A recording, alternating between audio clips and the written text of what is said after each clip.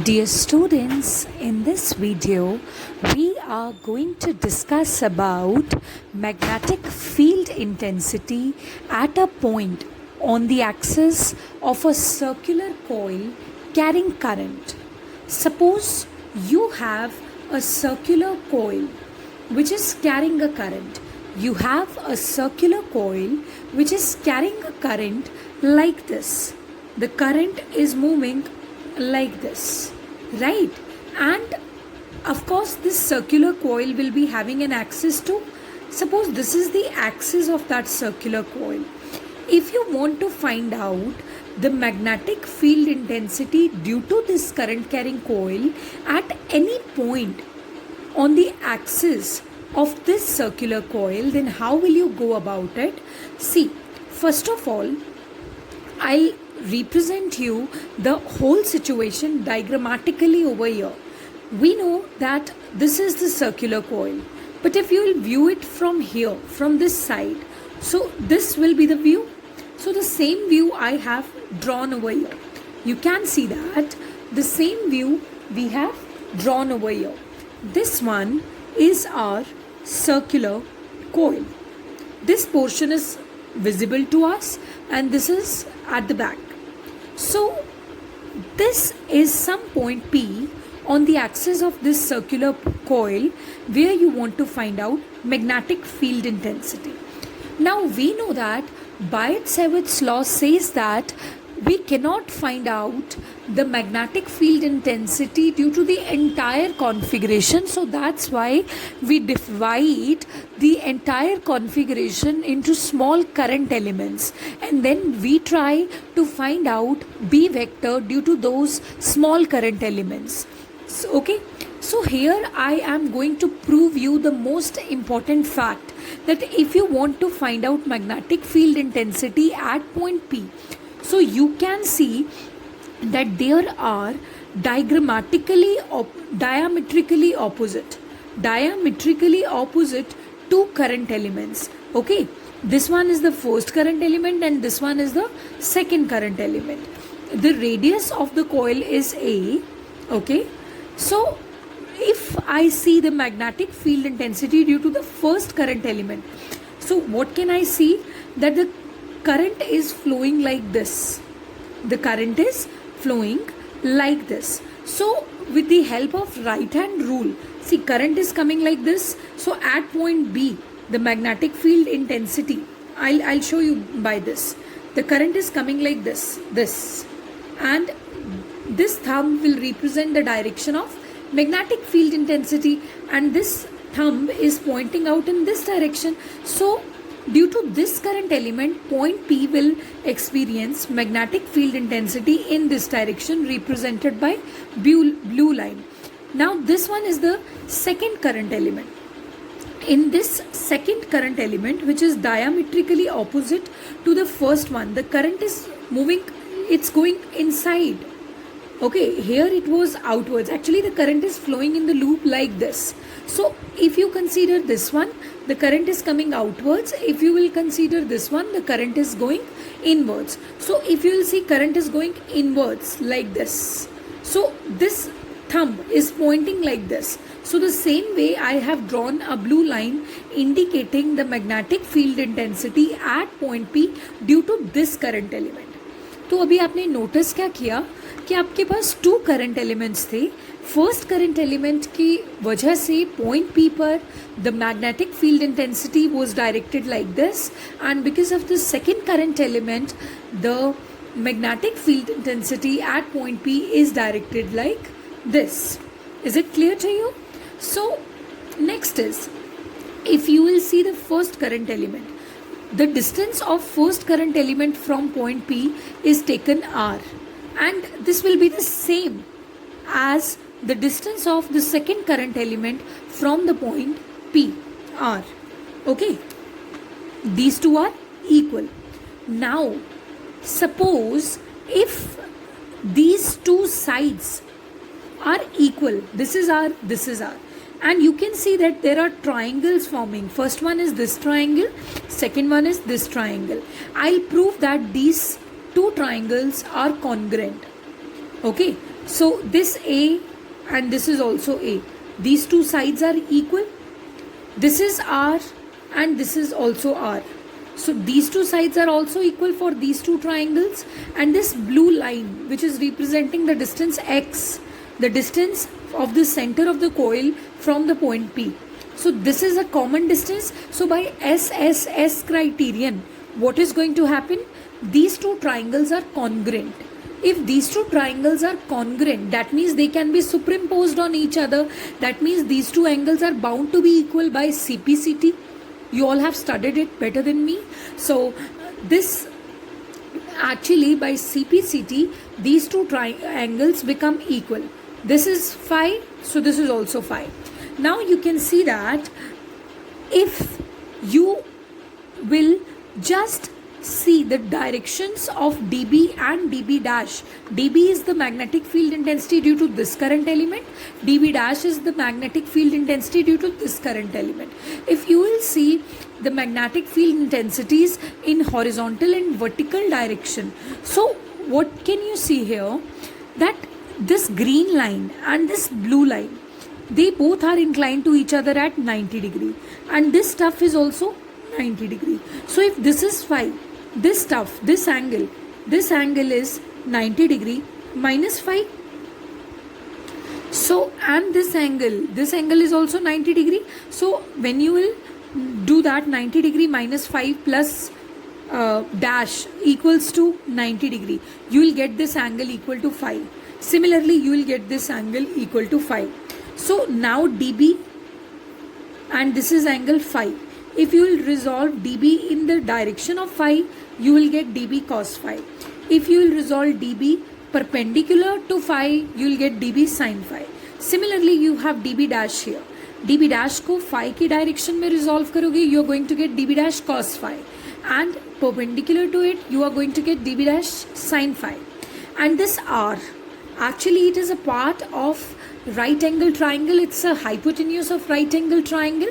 So we know that perpendicular square plus base square is equals to hypotenuse square. So hypotenuse is equals to under the root base square plus perpendicular square, a square plus x square. Got my point? Now if you see here that if you will apply Biot-Savart's law over here, then due to this current element, what is the magnetic field intensity you are going to get? Mu naught upon 4 pi IDL sine theta upon r square. Okay, so sine theta is the angle between dl vector and r vector. If you will see this, coil, यहाँ पे dl is directed outwards and r is like this. It's directed outwards and r is like this. They both are sharing 90 degree angle with each other. I'll clear the picture for you. This is dl coming outwards and this is r. They both are sharing an angle of 90 degree with each other. So sine 90 degree upon r square, and when you will solve it, you are going to get this. But r has a value under root a square plus x square. So we have to square it. This root vanishes and this is what you are going to get, right?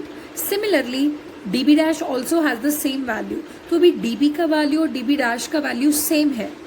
But what can you see here? Suppose if this value after solving comes out to be 4.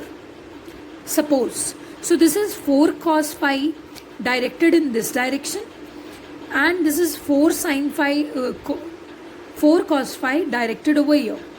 So these two will cancel each other. These two are actually telling us the equal magnetic field intensities directed in opposite directions. You also know that when there are two forces, 10 newtons here, 10 newtons here, then they cancel each other, right? Similarly, dB cos phi, dB dash cos phi will cancel each other, and these two will add up because they both have same direction. These two will add up to give you overall magnetic field intensity, right?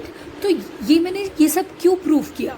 Because I want to tell you people that there are hundreds of current elements over here, and because of those hundreds of current elements, we will have different magnetic field intensities at point P. Okay, so what we used to do, we used to calculate magnetic field intensity due to one current element and then we used to integrate it, right? लेकिन अभी हमें पता चला कि cos phi component तो magnetic field intensity का contribute ही नहीं कर रहा, क्योंकि जितने भी two diametrically opposite current elements होंगे there cos phi components will cancel out each other. Like for these two components I have proven that cos phi components are cancelling out each other. Similarly, I'll show you something. These two components, these two current elements, these two are also diametrically opposite, so their cos phi components will also cancel out each other. That means cos phi components of current elements will no longer remain in the picture. That means you have only sin phi components which are contributing to magnetic field intensity. तो यहाँ तक मैं prove कर चुकी हूँ. So now one thing to be kept here in mind, that if you will talk about one current element which is whose only sin phi component is contributing, so that means every current element's sin phi component is contributing to the overall magnetic field intensity. So why not to integrate it? Okay, so we should integrate it just now. So same way, total magnetic field intensity is actually the integral of the sin phi components of all the current elements, right? So this is the way I am going to solve it. And what is the value of dB? Substituted from here to here, right? And what is the value of sin phi? See, this angle is phi. Sin phi, perpendicular upon hypotenuse, A upon R. So this goes as A upon R, but R has a value under root A square plus X square, right? So this is also A square plus X square and this is A square plus X square raised to the power 1 by 2. So this becomes 3 by 2. Take it outside. DL remains in the integral when current elements, the line elements are integrated. When DL will be integrated, you are going to get 2 pi A, which is the circumference of this whole coil, right? So we'll proceed further. Just a second. Okay, so this is the result you are going to get. But if you have n turns in the loop, then it will no longer be equal to only circumference, rather it will be equal to n into 2 pi A. So this is the way we calculate it. Now there are cases when this point P lies at the center. अगर ये P को आप center पे shift कर दो तो क्या zero होगा? X zero हो जाएगा because X is the distance of O from P.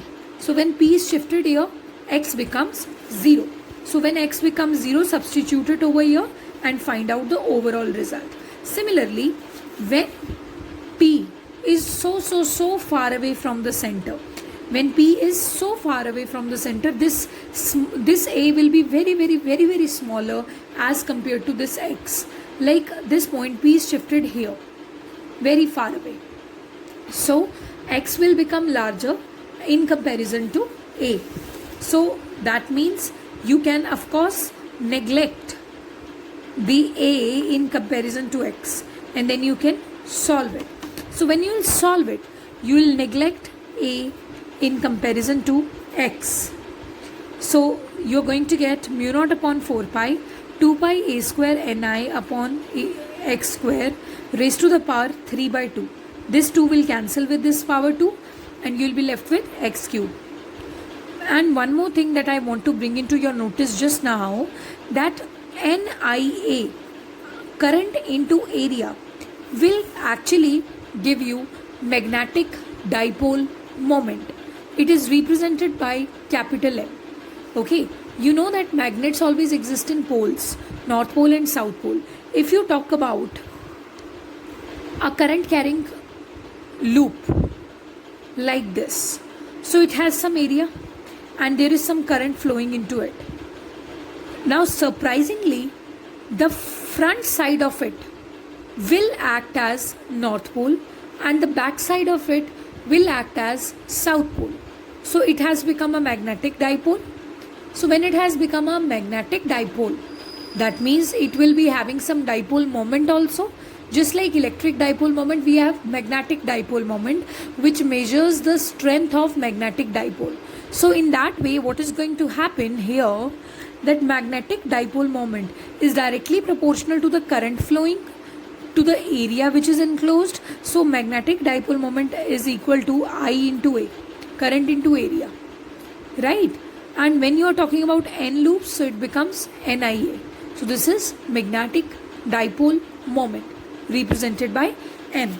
Now we'll study few things more about it. M is equal to NIA. N has no units because it's number of turns. Current has units amperes. Area has units meter square. So ampere meter square is the unit of magnetic dipole moment.